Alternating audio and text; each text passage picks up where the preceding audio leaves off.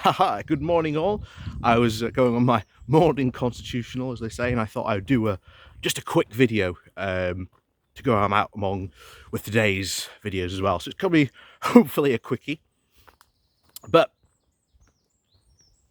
there's one thing we like to talk about a lot on this channel, besides Brexit, how bad Boris is screwing up, general, Tory all-around incompetence. It's trains. I love a good train journey. And trains are just something about riding on a train that's difficult to describe. It's easy, it's simple, you know where you're going, and quite frankly, there's next to no hassle.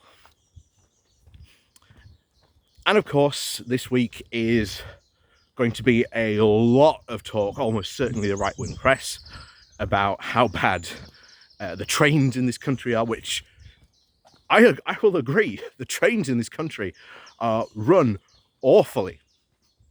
And this is not a lower level situation.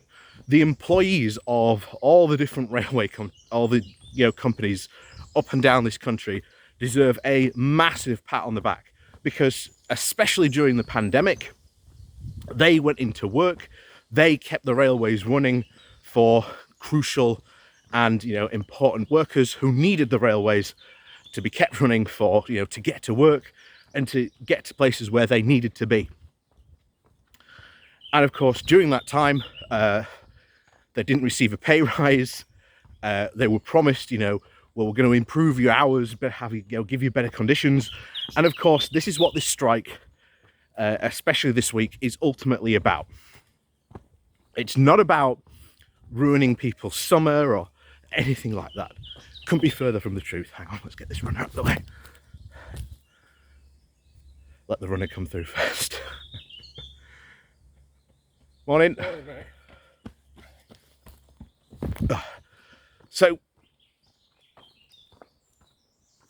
the unions, of course, are the people who are leading this.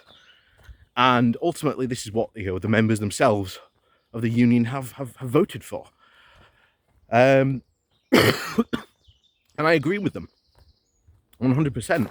But it's also difficult, and it really is difficult not to feel that sense of frustration, because again, I was meant to go see someone in Leeds this week, and luckily we moved it to Zoom, but I said it should have been on Zoom all along. But he was very, very adamant. Oh yeah, we're going to go out into the centre of Leeds. You and I are going to grab a coffee. We'll talk, we'll chat, etc., etc. I was like, right, okay. And of course, with the rail strikes coming on, if you've ever driven in the city centre of Leeds, you know not only what a nightmare it is driving in the city centre of Leeds, but also what an absolute nightmare it can be in trying to find somewhere to park. So, and of course, if you get the train, bang, drops you off straight in the city centre, job's done. So there is, certainly for me, that sense of frustration, but also at the same time, well, we could have done this on Zoom anyway.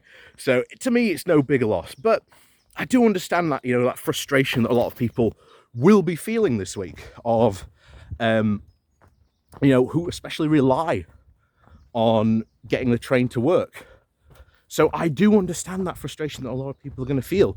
But this isn't going to be the end of this. And I sort of worry that this has been strategically set up by the government, especially by Grant Sharps, to try and draw pressure away, of course, from Boris and everything else that's been going on with their absolute incompetence this week, and as well in the previous weeks.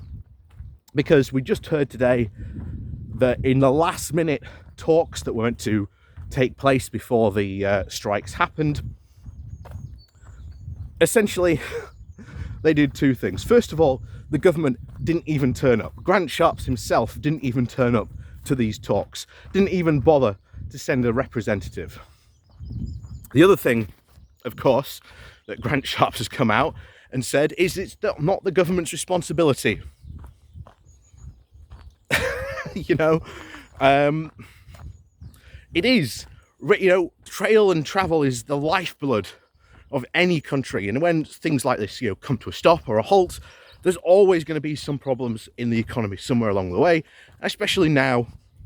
Probably really isn't a good idea. But I think this is probably the first of a lot of strikes to come. Indeed, I think this summer, this spring and summer, you could see a lot of strikes take place, not only just from rail workers, but from all sorts of industry workers campaigning about their pay and, of course, their conditions as well. You know, this links very much heavily into inflation, cost of living crisis. I think we're going to see a lot of strikes in the not too distant future. But why is this? Well, this links to the other thing that we talk about a lot about on the channel, Brexit. Because yes, after, of course, Brexit hit, the unions used to go to Brussels to lobby, because that's where they said the power was. But now, obviously, we're out. They've come back, and they've brought with them a wealth of knowledge and experience in how to deal with these things. And I think you are going to be seeing a lot of strikes, a lot of industrial actions, and this is going to be one of the, certainly the unintended consequences of Brexit, especially by the Brexiteers, because the last thing they wanted to happen was to have all these strikes and to unions, well, start flexing their muscles, you know. And of course, this goes heavily against what the Brexiteers, you know, said and promised. Oh, don't worry, we'll have the best pay, the best, you know, workers' rights in all, you know, in all of Europe. And of course, one thing we've continuously said, they want to get rid of regulations. And of course, one of the big key points of the regulations that they are almost certainly going to want to get rid of is a lot of workers' rights and protections. And we even saw just a few, well, 2 years ago now, the somewhat very ill-fated attempt to try and get rid of the working time directive, and they haven't really touched it since because they knew the public reaction wasn't going to be good. So yeah, that's me this morning. So hope you enjoy this little quickie good morning walk, and yeah, enjoy the rest of your day. And like I say, please do remember to hit that like, share and subscribe button on your way out. And of course, down below there are links to my Patreon page and a one-off donation link called Buy Me Coffee, where you can, well, buy me coffee. And of course, there is the YouTube subscription button where you can subscribe to the channel now and help support it.